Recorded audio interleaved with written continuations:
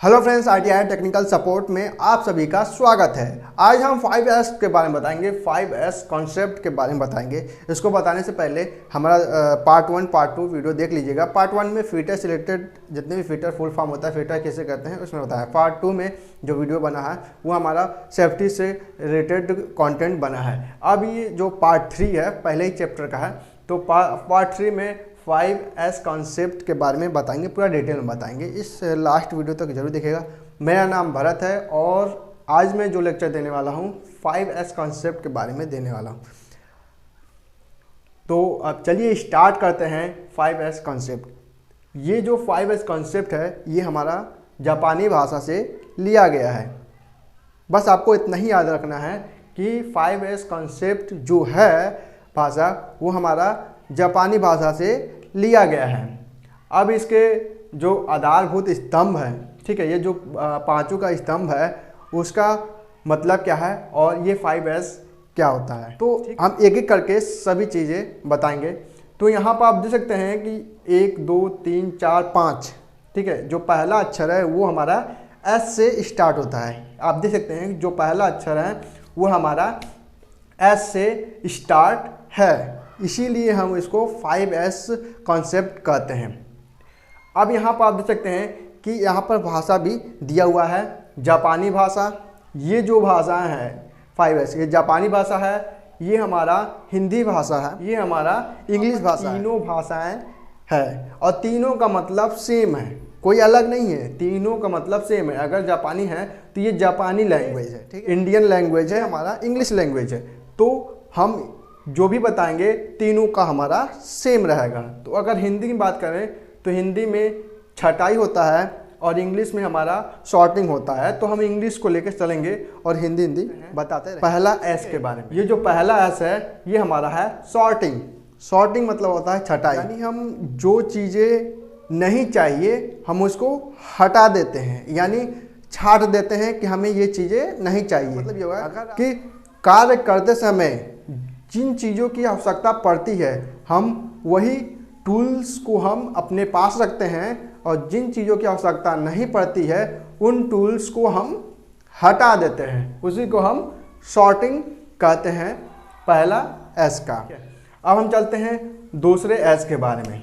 ये दूसरा एस है सेट इन ऑर्डर। तो बहुत लोग को समझ में नहीं आएगा सुव्यवस्था ढंग से, सेट इन ऑर्डर। तो इसका मतलब ये होता है कि हम कोई भी टूल्स, चाहे वो मार्किंग टूल्स हो, चाहे वो कटिंग टूल्स हो, चाहे वो मेजरिंग टूल्स हो, अगर हम किसी एक बक्से में रख दें या किसी उठाकर अलमारी में रख दें सभी टूलों को एक साथ, तो क्या हो सकता है, डैमेज हो सकता है, मार्किंग टूल्स में एरर आ सकता है या वो हमारा खो सकता है, हेरा सकता है। तो इसीलिए दूसरा कॉन्सेप्ट ला गया है कि सेट इन ऑर्डर, सुव्यवस्था ढंग से हमें रखना है टूल्स को। तो हमें इसी चीज़ों को ध्यान के रखते हुए हमारा दूसरा एस तैयार किया गया है, सेट इन ऑर्डर। यानी एक होता है टूल बॉक्स, टूल बॉक्स रखा होता है तो उसमें क्या होता है सभी टूल्स एक सेट में रखे होते हैं। अगर हमें रिंच चाहिए तो रिंच एक साथ रखा होगा, हर नंबर का रिंच रखा होगा और उसका एक नंबर डिसाइड किया होगा और उसका एक जगह डिसाइड हुआ होगा कि हमारा जो रेंज है वो हमारा इस जगह पर इस नंबर पर है, ठीक है। अगर हैमर रखा होगा तो हैमर लिखा होगा हैमर और वहाँ पर एक नंबर लिखा होगा, डिसाइड किया होगा कि ये हैमर इसी जगह पर रहेगा, ठीक है। तो वहाँ पर आप देख सकते हैं कि एक बॉक्स इस तरीके से, टूल बॉक्स इस तरह रहता है, सेट इन ऑर्डर, यानी सुव्यवस्था ढंग से सभी टूलें रखी रहती हैं। इससे क्या होता है कि हमें समय बचता है और कोई टूल्स हमें क्या होता है खोजना नहीं पड़ता है। तीसरा क्या है, साइन। साइन मतलब स्वच्छता, स्वच्छता, ये तीसरा है। तीसरा इसका मतलब ये हुआ कि जहाँ भी हम काम करते हैं वहाँ पर बहुत सारे देखते हैं कि गंदगियाँ फैली रहती है, ऑयल गिरा रहता है, पानी गिरा होता है, कभी कभी देखते हैं कि टूल्स भी गिरे होते हैं, कोई उठाता नहीं है। और मशीन में जिस मशीन पर हम काम करते हैं उस मशीन पर इतनी सारी गंदगियाँ होती हैं कि हम उसको साफ़ सफाई करते ही नहीं हैं। तो इसीलिए हम तीसरा एस का वहाँ पर फॉलो करते हैं, यानी उसको हम साफ सफाई रखते हैं कि कोई भी दुर्घटना न घटे। इससे क्या होता है कि हम कोई भी काम करेंगे तो वो काम जल्दी से हो जाएगा और साफ़ सुथरा रहेगा, तो दुर्घटना से भी हम बचे रहेंगे। अगर ऑयल गिरेगा, हम काम कर रहे हैं, ऑयल हम चल रहे हैं, कहीं कुछ टूल्स लाने हैं तो ऑयल पर पैर पड़ेगा तो जाहिर सी बात है वो फिसल जाएंगे, तो क्या होगा, इससे दुर्घटना हो सकती है। ठीक है, जहाँ भी हम काम करते हैं साफ़ सफाई रखते हैं वहाँ पर, कि कोई भी ऑयल ना गिरा हो और कोई भी मतलब टूल्स ना गिरा हो, कहीं भी टूल्स कोई सामान फैला ना हो, तो एकदम साफ़ सुथरा जहाँ रहेगा तो आप जो भी काम करेंगे अच्छे मन से करेंगे। ये हमारा चौथा है मानकीकरण, स्टैंडर्डाइज। स्टैंडर्डाइज मतलब ये होता है कि आप देखते हैं कि हमारा एक एरो बना होता है। ठीक है, अगर हमें ऑयल लेना है तो कहीं कहीं देखते हैं कुछ इस तरीके से एरो बना होता है कि ऑयल हमारा उस साइड है। ठीक है, हम ये एरो देख के हम जाएंगे कि ऑयल हमारा उस साइड पर रखा हुआ है, तो इसी तरह से दर्शाया जाता है कि हमारा जो भी सामान है वो हमें दर्शाया जाता है कि हमारा लेथ मशीन उस साइड में है। डेंजर जोन बना होता है। ठीक है, जो डेंजर जोन बना होता है कुछ इस तरीके से, तो हमें ये दर्शाता है कि हमें वहाँ पर नहीं जाना है, वो हमारा खतरे का निशानी है, वहाँ पर जाएंगे तो खतरा हो सकता है। अगर हमें कोई चीज़ दर्शाना, जैसे वह मार्किंग करना है, हमें टूल्स लाना है, हमें टूल बॉक्स खोजना है, तो अब हमें पता नहीं है कि अब हम फर्स्ट टाइम गए हैं तो हमें टूल बॉक्स नहीं पता है, तो अब देखेंगे कि यहाँ पर एरो कुछ इस तरीके से बना होगा, एरो टूल्स वाला इस तरीके से बना होगा, यहाँ टूल बॉक्स है। ठीक है, तो ये एरो देखेंगे तो हमें पता चल जाएगा कि इस साइड में हमारा टूल बॉक्स हो सकता है, तो अब हम जाएंगे तो हमारा टूल बॉक्स मिल जाएगा। तो कुछ इस तरीके से कंपनियों में दर्शाए जाते हैं कि हमारा यहाँ पर लेथ मशीन है, यहाँ पर ये वर्कशॉप है, यहाँ पर वो वर्कशॉप है, painting workshop, machine workshop, fitting workshop, ये सब दर्शाया जाता है कि हमारा कौन सा कहाँ पर चीज़ है। अब हमारा आता है सस्टेन। सस्टेन मतलब अनुशासन। अनुशासन में ये होता है कि हम लोगों को ट्रेनिंग देते हैं और ट्रेनिंग देने के बाद क्या होता है कि हम जिस भी कंपनी में काम करते हैं अलग अलग जोन को हम बांट देते हैं, यानी मोनेटाइज कर देते हैं।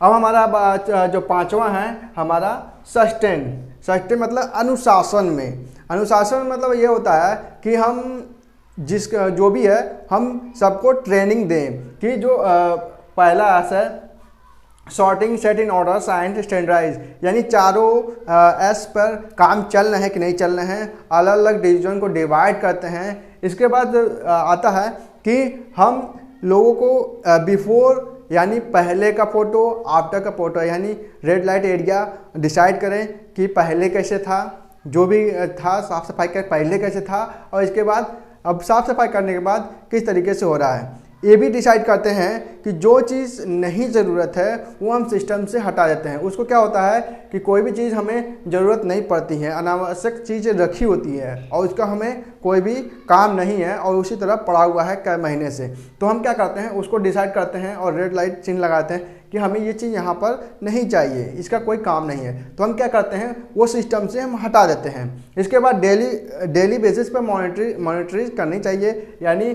कि जो भी काम कर रहे हैं क्या वो 5S के कॉन्सेप्ट पर काम कर रहे हैं कि नहीं कर रहे हैं। हर एक जोन को एक ओनर, जो लीडर ओनर होना चाहिए उसको डिसाइड करना चाहिए कि कौन सा लीडर बन सकता है, नहीं बन सकता है। ये सब सस्टेन के अनुसार आते हैं, अनुशासन के अनुसार आते हैं।